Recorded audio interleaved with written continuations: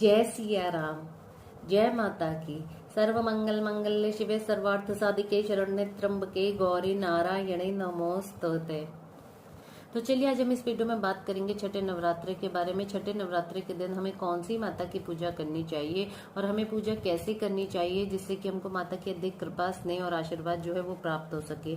तो चलिए हम बात करते हैं छठे नवरात्रे के बारे में। छठे नवरात्रे के दिन माता के जिस स्वरूप की पूजा की जाती है उनको कात्यायनी कहा जाता है। माता का यह जो स्वरूप है ये बेहद ही करुणामय है। देवी पुराण के अनुसार एक बहुत ही महान ऋषि हुए जिनका नाम था कत, और उनका एक पुत्र हुआ जिसका नाम था कात्या। आगे चलकर इन्हीं के गोत्र में एक और महान ऋषि हुए जिनका नाम था कात्यायन। तो ये जो कात्यायन ऋषि थे ये चाहते थे, इनकी इच्छा थी कि जो देवी हैं इनके घर में पुत्र रूप में जन्म लें। इसीलिए इन्होंने जो देवी पराम्बा है इनकी जो है कठिन तपस्या की, और इनकी कठिन तपस्या से खुश होकर, प्रसन्न होकर जो देवी पराम्बा है उन्होंने इनके घर में पुत्र रूप में जन्म लिया, जिससे कि जो देवी पराम्बा है उनका नाम कात्यायनी कहलाया या कात्यायनी जो है वो पड़ा।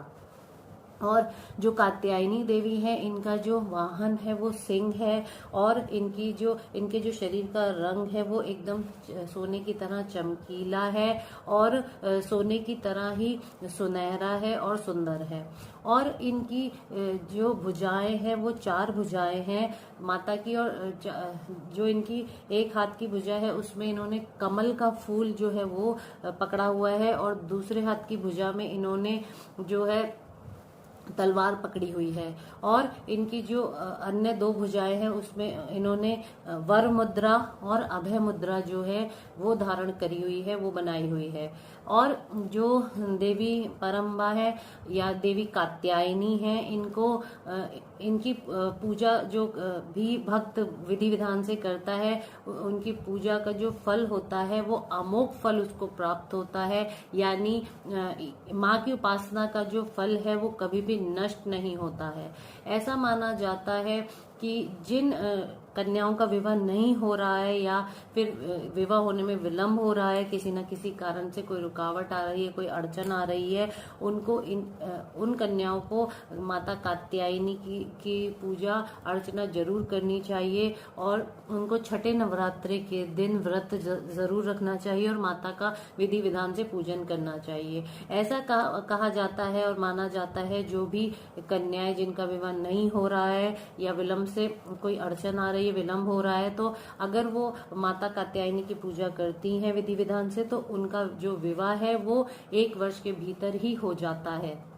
भगवान श्री कृष्ण जैसा पति पाने के लिए जो गोपियां हैं उन्होंने भी माता कात्यायनी की पूजा की थी, और यह पूजा जो है वो कालिंदी यमुना जी के तट पर की गई थी। और जो इसीलिए माता कात्यायनी जो है वो ब्रज मंडल की अधिष्ठात्री देवी जो है वो मानी जाती है या कही जाती है। और जो इनका जो स्वरूप है वो अत्यंत ही दिव्य है और भव्य है।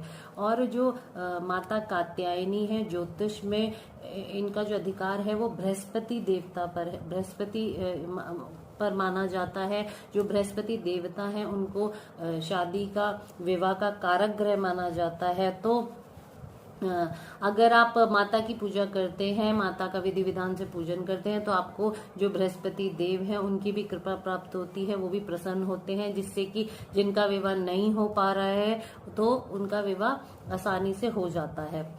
और जो माता कात्यायनी है हमारे जो शरीर पर इनका जो हमारे चक्र होते हैं, जो लोग साधना करते हैं, मेडिटेशन करते हैं, उन लोगों के लिए जो ये जो चक्र होता है आज्ञा चक्र, जो कि हमारे यहाँ पर होता है, आज्ञा चक्र पर जो कात्यायनी देवी हैं इनका नियंत्रण है, इनका अधिकार है। तो जो लोग साधना करते हैं, मेडिटेशन करते हैं, उनका ये जो चक्र है देवी की आराधना और पूजन करने से जागृत हो जाता है।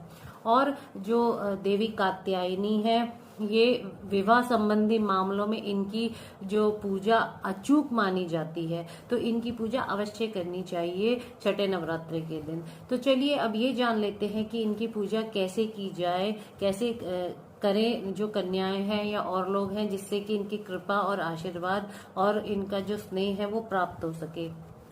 तो मैं आपको एक मंत्र बताऊंगी जो कुमारी कन्याएं हैं वो इस मंत्र का जाप कर सकती हैं 108 बार छठे नवरात्रे के दिन।